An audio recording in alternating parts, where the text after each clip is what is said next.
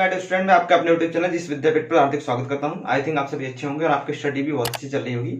देखिए मैं स्टूडेंट अपने लोग प्रस्तावना को पढ़ रहे थे और प्रस्तावना में मैंने सरकार के जो उद्देश्य थे, ठीक है ना, एम्स ऑफ गवर्नमेंट जो है हमारी सरकार के निर्देशों की पूर्ति के लिए बनाई गई, हमारे संविधान के निर्देशों की पूर्ति के लिए बनाया गया है, उनको अपने लोग पढ़ रहे थे और अपने लोग स्वतंत्रता और न्याय इन दोनों को पढ़ लिया था। हमने न्याय में 3 प्रकार के न्याय की बात की थी, सामाजिक, आर्थिक और राजनीतिक, और 5 प्रकार की स्वतंत्रता की बात की थी जो प्रैम्बल में आपकी लिखी हुई है। विचार की, अभिव्यक्ति की, विश्वास की, धर्म और उपासना की स्वतंत्रता, ठीक है ना। आज अपने लोग उसी कड़ी में आप पढ़ेंगे समानता, ठीक है ना। हमारी प्रैम्बल जो है कितने प्रकार की समानता हमें देने की बात करती है, इक्वलिटी। देखिए समानता, देखो 2 प्रकार की समानता की बात करती है। पहली है प्रतिष्ठा की समानता।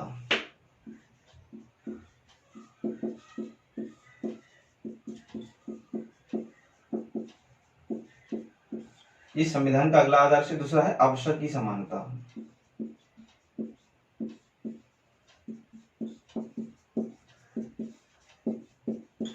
इसको बोलते हैं इक्विलिटी ऑफ स्टेटस।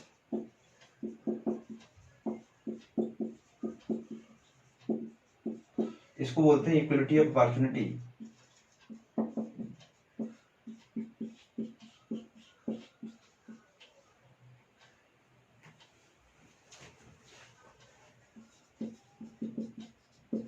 ठीक है ना। सबसे पहले इनके बारे में आप लिखिए, फिर उनको अच्छे से समझाता हूं। लिखिए, सबसे पहले डालिए प्रतिष्ठा की समानता, इक्वलिटी ऑफ स्टेटस। लिखिए, प्रतिष्ठा की समानता का अर्थ है समाज में प्रत्येक व्यक्ति का स्थान। प्रतिष्ठा की समानता का अर्थ है समाज में प्रत्येक व्यक्ति का स्थान या हैसियत, उसके धर्म कामा जाति, उसके धर्म कामा जाति कामा लिंग या आर्थिक स्थिति से तय नहीं होगी, या आर्थिक स्थिति से तय नहीं होगी, बल्कि सभी व्यक्तियों को भारत में समान माना जाएगा।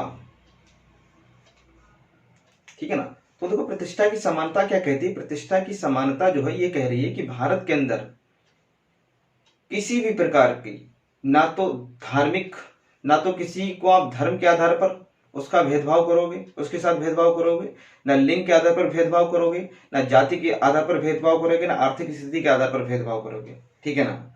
सभी लोगों को समान प्रतिष्ठा है, सबका समान स्टेटस है। मतलब आपको पता है कि व्यक्ति का, आप जब संविधान लागू नहीं हुआ था तो उससे पहले व्यक्ति का स्टेटस कैसे देखा जाता था। अगर कोई उच्च वर्ण का था तो उसका स्टेटस बहुत ज्यादा था, ठीक है ना, उसको बहुत सारे अधिकार थे। कोई निम्न वर्ण का था, उसको बहुत सारे अधिकार नहीं थे, ठीक है ना। आज के इस मॉडर्न युग में व्यक्ति का स्टेटस कैसे देखा जाता है। कोई अमीर है तो उसका स्टेटस अलग है, कोई गरीब है तो उसका स्टेटस अलग है। लेकिन हमारा संविधान इन सब चीज की मनाही करता है, ठीक है ना। हमारा संविधान ये कहता है चाहे व्यक्ति किसी भी धर्म का हो, चाहे व्यक्ति किसी भी जाति का हो, ठीक है, चाहे पुरुष हो या औरत हो, चाहे पुरुष हो या स्त्री हो, चाहे वो किसी, उसकी आर्थिक स्थिति कैसी भी हो, चाहे वो गरीब हो, चाहे वो अमीर हो, चाहे वो रिक्शे वाला हो, चाहे वो अडानी हो, चाहे अंबानी हो, चाहे वो एक क्लर्क हो, सभी को समाज के अंदर बराबर स्टेटस है, बराबर उसकी प्रतिष्ठा है। मैं एक एग्जांपल से आपको समझाता हूं। जैसे कि अडानी है और अडानी का कार ड्राइवर है, ठीक है ना। वैसे तो अडानी और उनकी कार ड्राइवर में आर्थिक लेवल पर बहुत ज्यादा असमानता है। कहां अडानी जी, कहां उनका ड्राइवर। लेकिन मान लीजिए चुनाव के दिन सेम पोल पर दोनों लोग एक साथ वोट डालने पहुंच गए, ठीक है ना। अब रिक्शे वाला पहले पहुंच गया तो पहले लाइन में लगा है। अब अडानी वाले पहुंचेंगे, अडानी जी पहुंचेंगे, तो उसका मतलब ये नहीं कि उस रिक्शे वाले को पीछे कर देंगे वो, या रिक्शे वाले को हटा देंगे, वो अपने आप आगे चले जाएंगे, क्योंकि प्रतिष्ठा सबकी बराबर है समाज में। आर्थिक स्थिति के आधार पर प्रतिष्ठा में अंतर नहीं किया जाएगा, ठीक है ना। कोई उच्च, आप बैठे हुए हैं कहीं पर, ठीक है ना, कोई सार्वजनिक स्थान पर आप बैठे हुए हैं, कोई उच्च कुल का व्यक्ति आ गया, उच्च वर्ण का व्यक्ति आ गया, ठीक है ना, आपको वो कुर्सी से हटाकर बैठ जाए, तो ये सब चीजें मना की गई है संविधान में। ये पहले होता था जब संविधान लागू नहीं था। आज संविधान लागू है हमारे देश में, तो सभी को समान अवसर है, सबको, सबकी समान स्थिति है समाज के अंदर। पहले आप देखिए जाकर एंशिएंट टाइम में जब संविधान लागू नहीं था, अंग्रेज देखिए कितना भेदभाव करते थे, अपने आप चेयर पे बैठते थे, हमारे भारतीय लोगों को जमीन पर बैठाते थे, ठीक है ना। तो ये चीज बहुत गलत है। ऐसे ही कोई आईएएस ऑफिसर है, ठीक है ना, और उसका ड्राइवर है, जब तक वो ऑफिस में है, जब तक वो सेवा में है, ठीक है ना, जब तक वो अपनी ड्यूटी में है, तब तक वो उसके ऑर्डर फॉलो करेगा। लेकिन पता चला आईएएस अफसर और वो उसका ड्राइवर बीच मार्केट में मिल गए सब्जी लेने, अब पता चला वो दंडवत होकर उसके पैर छूने लगा, तो ये चीज गलत है, ठीक है ना। संविधान इसकी मनाही करता है, लेकिन आपको पता है व्यवहार में तो बहुत कुछ होता है, इतना कुछ होता है कि अपने लोग सोच भी नहीं सकते, अकल्पनीय है हमारे लिए। लेकिन अपने लोगों को तो सिर्फ पढ़ाई करनी है, संविधान में जो आदर्श लिखे हैं उन आदर्शों को अपने लोगों ने अच्छे से समझना है, उसको मैं एक्सप्लेन कर रहा हूं ताकि आप उन आदर्शों को समझें। तो ये प्रतिष्ठा की बात की जाती है, ठीक है ना। देखिए अवसर की समानता, इसमें लिखिए अवसर की समानता का अर्थ है, अवसर की समानता का अर्थ है प्रत्येक व्यक्ति को विकसित होने के लिए समान अवसर दिए जाएंगे। देखो अवसर की समानता भी क्या कर रही है, ये भी प्रतिष्ठा की समानता का अप्लाइड पार्ट ही, ये भी असमानता को दूर करने की बात कर रही है। अवसर की समानता मतलब अवसर की समानता आपको कैसे मिलेगी, जैसे कि सरकारी जॉब, गवर्नमेंट जॉब, ठीक है ना, आपको विकसित होने के लिए ही तो अवसर दे रही है। अब ऐसा नहीं होगा कि गवर्नमेंट जॉब जो है उसका जब नोटिफिकेशन आएगा वो केवल कुछ जातियों के लिए हो, कुछ विशेष धर्म के लिए हो, ठीक है ना, केवल पुरुषों के लिए हो, ठीक है ना, केवल अमीरों के लिए हो, ऐसा नहीं है। अवसर की समानता जो है वो सबके लिए होगी, उसमें किसी भी प्रकार का कोई जाति भेद, कोई लिंग भेद, कोई आर्थिक भेद नहीं किया जाएगा। यानी भारत जो है, भारत देश अपने सभी नागरिकों को विकसित होने के समान अवसर देगा।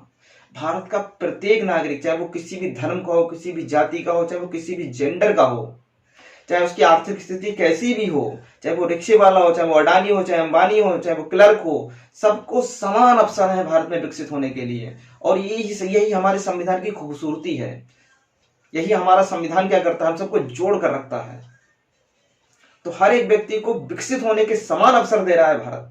फिर आप कहेंगे फिर सर आरक्षण क्यों दिया जाता है जाति के आधार पर? एक तरफ तो आप कह रहे हैं कि अवसर की समानता होगी, इसमें कोई जाति भेद नहीं होगा, कोई लिंग भेद नहीं होगा, लेकिन आप जब आरक्षण देखेंगे तो महिलाओं को भी अलग से आरक्षण मिलता है, जाति के आधार पर भारत में आरक्षण है। कोई बात नहीं, जब पढ़ेंगे फंडामेंटल राइट, जब आएंगे आर्टिकल, ठीक है, आर्टिकल 16 पर, तब ये चीजें समझाएंगे कि भारत में जाति के आधार पर आरक्षण क्यों दिया गया, महिलाओं को आरक्षण क्यों है, ठीक है ना, तब आपको अच्छे से वहां पर समझ में आएगा। अभी तो आप बस इतना ही समझिए, ठीक है ना। तो ये हमने संविधान का अगला आदर्श पढ़ लिया, समानता। अब संविधान का एक और आदर्श पढ़ते हैं, डालिए व्यक्ति की गरिमा, डिग्निटी ऑफ इंडिविजुअल। ये भी आपका प्रियम्बल में आपका ये शब्द लिखा है, व्यक्ति की गरिमा।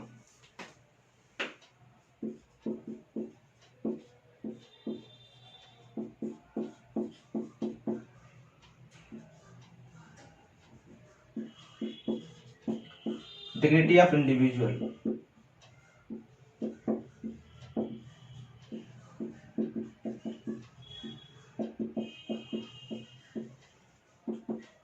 ठीक है ना, लिखिए, इसमें लिखिए। देखो व्यक्ति की गरिमा का अर्थ है, व्यक्ति की गरिमा का अर्थ है कि प्रत्येक व्यक्ति को मानवीय गरिमा से परिपूर्ण जीवन देना। अब देखो इसका मतलब क्या है, यहां पर कहा जा रहा है व्यक्ति की गरिमा का अर्थ है प्रत्येक व्यक्ति को मानवीय गरिमा से परिपूर्ण जीवन देना। मानवीय गरिमा से मतलब कि प्रत्येक व्यक्ति को रोटी, कपड़ा, मकान, ये सारी चीजें जो मूलभूत आवश्यकताएं हैं एक व्यक्ति को जीवन यापन करने की, वो प्रत्येक व्यक्ति को मिले। भारत का प्रत्येक नागरिक के पास आवास हो, पहनने के लिए वस्त्र हो, खाने के लिए खाना हो, पीने के लिए स्वच्छ पानी हो, ये सब चीजें देना किसका उद्देश्य? ये सरकार का उद्देश्य है। मतलब जीवन कैसा हो? मानवीय पूर्ण जीवन हो, पशुवत जीवन ना हो। ऐसा जीवन ना हो जहां रहने के लिए घर ना हो, जहां पीने के लिए स्वच्छ पानी ना हो, जहां भरपेट खाने के लिए खाना ना हो, जहां पहनने के लिए वस्त्र ना हो। ऐसा जीवन नहीं देना है भारत के नागरिकों को। भारत के नागरिकों को ऐसा जीवन देना है जो मानवीय गरिमा से परिपूर्ण हो, जहां रहने के लिए घर हो, पीने के लिए स्वच्छ पानी हो, पहनने के लिए वस्त्र हो, खाने के लिए भरपेट खाना हो। ऐसे मानवीय गरिमाएं पूर्ण जीवन जीने की ख्वाब देखा था, स्वप्न देखा था हमारे संविधान निर्माताओं ने, जब वो संविधान का दर्शन बना रहे थे। मैंने क्या बताया, दर्शन क्या है? संविधान के स्वप्न हैं जो संविधान निर्माता देख रहे थे। लेकिन क्या ये स्वप्न पूरे हो पा रहे हैं? क्या व्यक्ति आज के डेट में मानवीय गरिमा से परिपूर्ण जीवन जी पा रहा है? आज आप दिल्ली जाइए, मेट्रो सिटीज में जाइए, कड़ाके की दिसंबर और जनवरी की ठंड में कितने व्यक्ति भारत में फुटपाथ पर सो रहे होते हैं। उनको एक वक्त का खाना मिलना मुश्किल है, उनको पहनने के वस्त्र नहीं है। तो कहीं ना कहीं ये हमारी सरकारों का फेलियर है कि अभी तक हम इन सब मूलभूत आवश्यकताओं को भारत में पूरा नहीं कर पाए हैं। अभी भी भारत का एक बहुत बड़ा हिस्सा मानवीय गरिमापूर्ण जीवन जीने में पूरी तरीके से परिपक्व नहीं हो पाया है, या भारत अपने उस लक्ष्य को प्राप्त नहीं कर पाया है, या भारत जो संविधान निर्माताओं ने जो स्वप्न देखे थे उन सपनों को पूरा नहीं कर पाई है हमारी सरकारें। सरकार का भी फेलियर है, ये भारत के नागरिकों का भी फेलियर है। सरकार भी अपना काम करती है, लेकिन भारत के नागरिकों को भी अपना काम करना चाहिए। आपको और हमको भी इन सब चीजों का ख्याल रखना चाहिए। जब अपने लोग सफल हो जाएं, आप भी कुछ कंट्रीब्यूशन कीजिए देश के निर्माण में, देश को आगे ले जाने में, देश को इन समस्याओं से बाहर निकालने में। सरकारें तो अपना काम करती हैं, लेकिन हम केवल सरकारों पर नहीं छोड़ सकते, क्योंकि हम भी तो इस भारत के नागरिक हैं। भारत का प्रत्येक नागरिक हमारा भाई है, हमारा बंधु है, हमारा भ्राता है। अब नेक्स्ट लिखिए आप लोग, ठीक है ना। देखिए एक और आदर्श आ रहा है हमारी प्रस्तावना का, एकता और अखंडता। देखिए ये दोनों शब्द एक से ही आपको लगेंगे, यूनिटी एंड इंटीग्रिटी, एकता, इसको बोलते हैं यूनिटी। दूसरी तरफ आएगा आपका अखंडता, इंटीग्रिटी।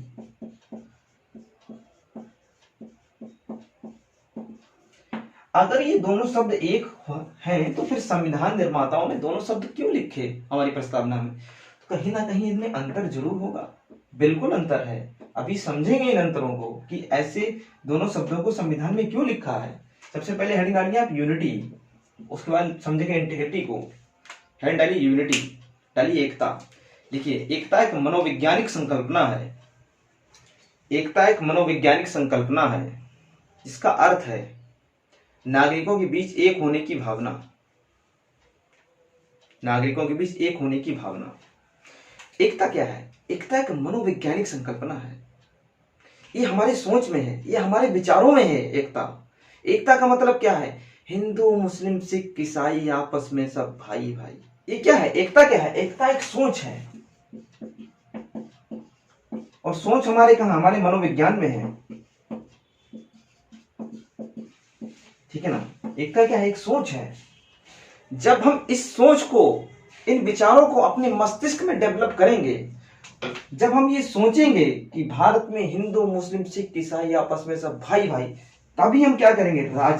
हम राष्ट्रीय एकता की तरफ अग्रसर, हम राष्ट्रीय एकता की बात करेंगे, हम राष्ट्र को एकता के सूत्र में बांधने की बात करेंगे। तो एक मनोवैज्ञानिक संकल्पना है, जब भारत का हर एक नागरिक अपने मस्तिष्क में, अपनी सोच में ये बात को ले आएगा, तब पूरा भारत राष्ट्रीय एकता की तरफ बढ़ जाएगा। पूरे भारत में राष्ट्रीय एकता की एक नींव, एक पुल खड़ा हो जाएगा। अब देखिए अखंडता, अखंडता देखिए अखंडता एक भौगोलिक संकल्पना है।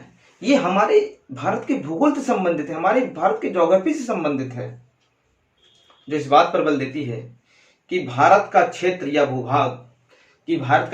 भूभाग उससे अलग ना हो। देखो अखंडता क्या है? अखंडता एक भौगोलिक संकल्पना है, ये हमारे भारत के भूगोल की बात करती है, ठीक है ना। ये कहती है कि भारत का कोई क्षेत्र या भूभाग उससे अलग ना हो।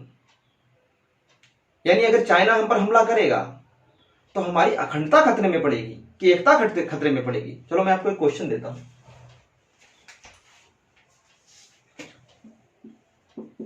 कि जब भारत पर हमला करेगा तो क्या प्रभाव पड़ेगा? ऑप्शन ए, एकता खत्म होगी। ऑप्शन बी, एकता पर चोट होगी, अखंडता पर चोट होगी। सी, दोनों पर चोट होगी। D, none. आप इसमें से कौन से आंसर को क्लिक करेंगे? चीन जब भारत पर हमला करेगा तो क्या प्रभाव पड़ेगा? हमारी एकता खतरे में पड़ेगी, हमारी अखंडता खतरे में पड़ेगी, एकता अखंडता दोनों खतरे में पड़ेंगे, या कोई नहीं खतरे में पड़ेगा? इस टाइप का क्वेश्चन यूपीएससी पूछ चुका है, आयोग पूछ चुके हैं इस टाइप के क्वेश्चंस, आगे भी पूछे जा सकते हैं। मोस्टली बच्चे क्या करते हैं, दोनों पे क्लिक कर देते हैं, लेकिन इसका आंसर क्या होगा? चीन भारत पर हमला करेगा तो हमारी एक अखंडता खतरे में पड़ेगी, ना कि एकता खतरे में पड़ेगी। क्योंकि एकता एक तो मनोवैज्ञानिक संकल्पना है जो हमारे विचारों में, हमारी सोच के अंदर है। अखंडता एक भौगोलिक संकल्पना है जो हमारे भारत के किसी भी भूभाग, किसी भी क्षेत्र को अलग होने से रोकती है। चीन जब भारत पर हमला करेगा तो भारत के किसी न किसी हिस्से पर कब्जे करने की कोशिश करेगा, जैसा कि चाइना ने 1962 में किया। 1962 में चाइना ने हम पर हमला किया और हमसे अक्साई चीन ले लिया, तो चाइना ने हमारी अखंडता पर हमला किया। और आप लोग जरा दिमाग से सोचिए, थोड़ा मस्तिष्क लगाकर सोचिए, चिंतन मनन करके सोचिए कि चाइना जब हम पर हमला करेगा तो हमारी अखंडता खतरे में पड़ेगी, हमारी एकता तो अपने आप बढ़ेगी। भाई जब हम पर चाइना हमला करेगा तो हम भारत के नागरिक सारे लोग एक हो जाएंगे। अभी हमारे बीच कितने भी मतभेद हों, लेकिन जब देश की बात आती, देश की आन बान और शान की बात आएगी, तब क्या अपने हम मतभेद नहीं भुलाएंगे? और मेरे ख्याल से तो भारत के किसी भी नागरिक के बीच कोई मतभेद होना ही नहीं चाहिए। और हमें लगता है कि हमारी सरकारें भी एक हो जाएंगी, जहां पक्ष और विपक्ष दोनों एक हो जाएंगे, क्योंकि उस टाइम भारत की अखंडता की बात होगी, भारत की आन और मान शान की बात होगी, तो हमारी एकता तो अपने आप बढ़ जाएगी। ठीक है ना? तो इस टाइप के क्वेश्चंस के लिए भी आप भविष्य में तैयार रहिए, ठीक है ना? क्योंकि कॉन्सेप्चुअल क्वेश्चन होते हैं, यही क्वेश्चन आपको 1-1, 2-2, 3-3 हजार, 20-20 हजार बच्चों से आगे करेंगे, जब ऐसे क्वेश्चन आप सही करके आएंगे। ठीक है, अब देखिए कुछ और चीजें देख लेते हैं। कौन कौन से ऐसे तत्व हैं जो हमारी एकता को खतरे, जिससे एकता को खतरा है, और कौन कौन से ऐसे तत्व हैं जिससे अखंडता को खतरा है? ऐसे भी क्वेश्चन फ्रेम आपसे कर सकता है आयोग। अब आप सोच के देखिए, हमारी एकता कैसे खतरे में पड़ेगी? जब हमारे अंदर जाति भेद आ जाए, जब हमारे अंदर संप्रदायवाद आ जाए, तभी तो एकता खतरे में पड़ेगी। बताइए, जब हम उत्तरी भारत के लोग दक्षिणी भारत के लोगों से ज्यादा श्रेष्ठ समझने लगे अपने आप को, हम कोई अपने आप को उच्च जाति का, दूसरे को निम्न जाति का समझने लगे, कोई कोई ये कहने लगे मुस्लिम ही श्रेष्ठ है, हिंदू तो श्रेष्ठ नहीं है, कोई हिंदू कहने लगे हिंदू ही श्रेष्ठ है, मुस्लिम तो श्रेष्ठ है नहीं, इससे ही तो एकता खतरे में पड़ेगी। तो देखिए यहां पे एकता के चैलेंज, देखिए जातिवाद, जब जातिवाद बढ़ेगा तो उससे एकता तो खतरे में आएगी ही आएगी। जातिवाद है, सांप्रदायवाद, ठीक है ना, सांप्रदायवाद, क्षेत्रवाद, अभी मैं समझाता हूं। जातिवाद, सांप्रदायवाद, क्षेत्रवाद। देखिए जातिवाद, जब कोई व्यक्ति अपनी जाति को श्रेष्ठ समझने लगे, दूसरी जाति को श्रेष्ठ नीच समझने लगे, हीन समझने लगे, जब हमारे अंदर इतने मतभेद होंगे तो हम एकता हमारे अंदर कैसी आएगी? एकता तो टूट जाएगी, बिखर जाएगी। संप्रदायवाद, जब धर्मों के बीच संप्रदायवाद आ जाए, मुस्लिम कहने लगे हम श्रेष्ठ हैं, हिंदू कहने लगे हम श्रेष्ठ हैं, सिख कहने लगे हम श्रेष्ठ हैं, ईसाई कहने लगे हम श्रेष्ठ हैं, हमारा धर्म सर्वोपरि है, वो कहे हमारा धर्म सर्वोपरि है, तो राष्ट्रीय एकता कैसे डेवलप होगी? राष्ट्रीय एकता तो बिखर जाएगी, राष्ट्रीय एकता तो खत्म हो जाएगी। क्षेत्रवाद, उत्तर भारत के लोग कहने लगे नहीं हम तो आर्य हैं, हम तो श्रेष्ठ हैं, हम तो कुलीन हैं, आप लोग द्रविड़ हो, आप लोग दक्षिण भारत के हो, नॉर्थ ईस्ट के व्यक्ति को आप चाइनीज व्यक्ति कहने लगे। हालांकि मजाक में कह देते हैं, दिल्ली के अंदर कभी कभी मिल जाते हैं, ठीक है ना, इधर अरुणाचल प्रदेश को उसको चिंकी, ये चिंकी कहा जा रहा है। तो ये कहीं ना कहीं ये सारे तत्व हमारी राष्ट्रीय एकता पर नुकसान पहुंचाते हैं, हमारी राष्ट्रीय एकता पर चोट पहुंचाते हैं। अब देखिए अखंडता में कौन कौन से चैलेंजेस हैं, देखिए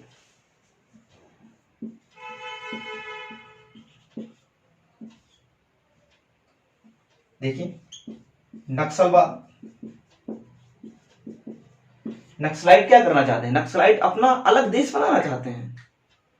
तो क्या वो भारत के भूभाग को ही, तो भारत के भूभाग को तोड़कर ही तो अपना देश बनाना चाहते हैं नक्सलाइट। तो कहीं ना कहीं वो भारत की अखंडता को खतरे में पहुंचा रहे हैं। नक्सलवाद, अलगाववाद, नागालैंड के लोग अलगाववाद की बात हमेशा करते रहते हैं, जैसे कि पहले, ठीक है ना, खालसा की बात हो रही थी, ठीक है ना, स्वर्ण मंदिर पर जो चल रहा था, आतंकवाद, जो कश्मीर में आतंकवाद है वो कहीं ना कहीं भारत की अखंडता को खतरे में पहुंचाता है, जो बाह्य आक्रमण है, ये सब भारत की अखंडता के लिए चुनौतियां हैं। आपसे क्वेश्चन पूछ सकते हैं, कौन कौन से तत्व भारत की अखंडता को, किन किन तत्वों से भारत की अखंडता को खतरा है, वो ऐसे क्वेश्चन बना सकते हैं। किन किन तत्वों से भारत की एकता को खतरा है, इस तरीके के क्वेश्चन फ्रेम कर सकते हैं। आप इन सारे क्वेश्चंस के लिए तैयार रहिए, ठीक है ना। तो ये आप समझ गए होंगे एकता और अखंडता के कॉन्सेप्ट को। अब एक अंतिम आदर्श बचा है हमारी प्रस्तावना का, उसको भी समझ लेते हैं, ठीक है ना। देखिए, बंधुत्व, बंधुता, फर्टिनिटी,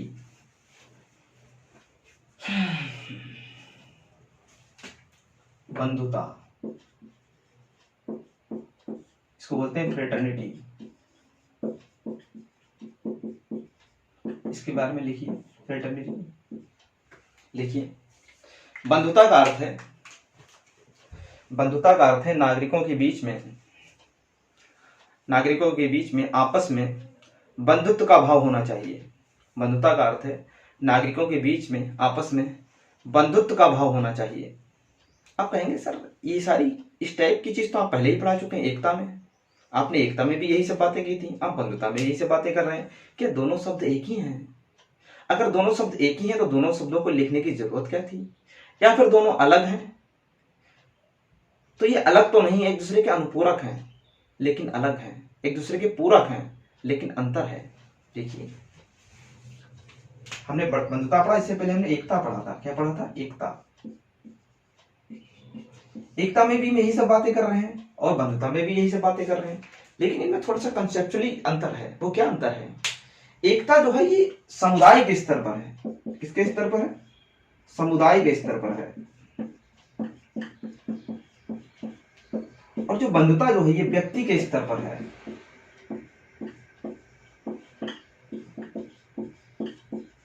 ठीक है ना। हम जब बात करेंगे, ठीक है ना, हम जब व्यक्तियों की बात करेंगे, ठीक है ना, दो व्यक्तियों की बात करेंगे, एक हिंदू व्यक्ति, मुस्लिम व्यक्ति, तो हम कहेंगे कि बंधुता की बात हो रही है। ठीक है, वो हमारा बंधु है, चाहे हिंदू धर्म का व्यक्ति हो, चाहे सिख धर्म का व्यक्ति हो, चाहे मुस्लिम धर्म का व्यक्ति हो, वो बंधुत्व की बात होगी। आप कहीं भी हिंदू मुस्लिम बंधुता शब्द नहीं सुनेंगे। हिंदू मुस्लिम जब दो समुदाय की बात होगी तो वहां पर किसकी बात की जाएगी? हिंदू मुस्लिम एकता शब्द आता है, वहां पर बंधुता शब्द नहीं आता है। और जहां पर दो व्यक्तियों की बात होती है वहां पर बंधुता शब्द आता है।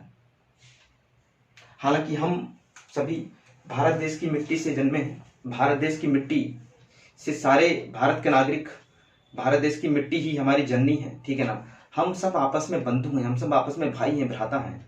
ठीक है ना, तो हमारे लिए भारत जो है हमारी बिल्कुल माँ की तरह है। ठीक है ना, क्योंकि भारत की इसी धरती पर ये सारे भारत के नागरिकों ने जन्म लिया है, तो ये तो हमारे वैसे ही सारे भाई हैं। ठीक है ना, तो बंधुता की फीलिंग एक इंडिविजुअल व्यक्ति के स्तर पर है, जबकि एकता इससे बड़ा पार्ट है, या एकता का ही अप्लाइड पार्ट है बंधुता। एकता जो है वो समुदायों के स्तर पर है, हिंदू मुस्लिम एकता, ठीक है ना, जैन सिख एकता, जैन बौद्ध एकता। और जब बंधुता की बात आएगी तो वो इंडिविजुअल व्यक्तियों के स्तर पर आएगी, और एकता की बात आएगी वो समुदायों के स्तर पर आएगी। यही अंतर है दोनों में कॉन्सेप्चुअली। ठीक है ना, तो हमारी प्रस्तावना, हमारे संविधान के आदर्श समुदायों को भी एकता के धागे में पिरोना चाहते हैं, और भारत के प्रत्येक व्यक्तियों को भी एकता के धागे में पिरोना चाहते हैं, क्योंकि तभी हमारा भारत अखंड भारत बनेगा। हमारा भारत में एकता, राष्ट्रीय एकता को बल मिलेगा। जब राष्ट्रीय एकता को बल मिलेगा तो राष्ट्रीय निर्माण को बल मिलेगा। जब राष्ट्रीय निर्माण को बल मिलेगा तभी हम विकासशील से विकसित, डेवलपिंग से डेवलप्ड कंट्री की तरफ हम लोग अग्रसर होंगे। और यह तभी होगा जब भारत का प्रत्येक नागरिक एक साथ जुड़कर, मिलकर इस भारत को आगे ले जाने में, राष्ट्र निर्माण में अपनी पूरी भूमिका निभाएगा। ठीक है मैडम स्टूडेंट, ये भारत के संविधान की प्रस्तावना के सारे आदर्श अपने लोगों ने कंप्लीट कर लिए। प्रस्तावना में अभी आपके 2 वीडियो और आएंगे। आप सोच रहे होंगे सर प्रस्तावना आपने कितना लंबा कर दिया। ठीक है माय स्टूडेंट, मैंने पूरी कोशिश की है कि मैं आपको जो मेन चीज़ें हैं वो पढ़ा सकूं, ठीक है ना। एक्चुअली में वीडियो छोटे हैं तो इसके पार्ट्स ज़्यादा बन रहे हैं, ठीक है ना। अगर ये 1.5 घंटे की वीडियो होते तो मेरे ख्याल से 3 या 4-5 पार्ट में आपका ये कंप्लीट हो जाता, ठीक है। लेकिन कोई बात नहीं है, ठीक है ना। आपको तो पढ़ना है, छोटे वीडियो बड़े वीडियो, धीरे धीरे बड़े वीडियो भी आने लगेंगे जैसे जैसे आप लोगों की डिमांड बढ़ेगी, ठीक है। अभी आपका एक प्रस्तावना की आलोचना पर वीडियो आएगा और फिर एक प्रस्तावना की महत्व पर वीडियो आएगा, उसके बाद आपका प्रस्तावना फिनिश हो जाएगा। लेकिन इस तरीके से, जिस तरीके से मैंने प्रस्तावना को एक्सप्लेन किया है, आपको समझाया है, आपको भविष्य में किसी भी एग्जाम में प्रस्तावना से संबंधित कोई दिक्कत नहीं आएगी अब, ठीक है मेरे स्टूडेंट। मिलते हैं आपसे नेक्स्ट वीडियो में, तब तक आप वीडियो को अगर अच्छा लगे आपको तो उसको लाइक कीजिए, शेयर कीजिए, चैनल को सब्सक्राइब कीजिए, ठीक है ना, और अच्छे से पढ़ाई कीजिए, ठीक है। मिलते हैं नेक्स्ट वीडियो में। Okay, take care, bye.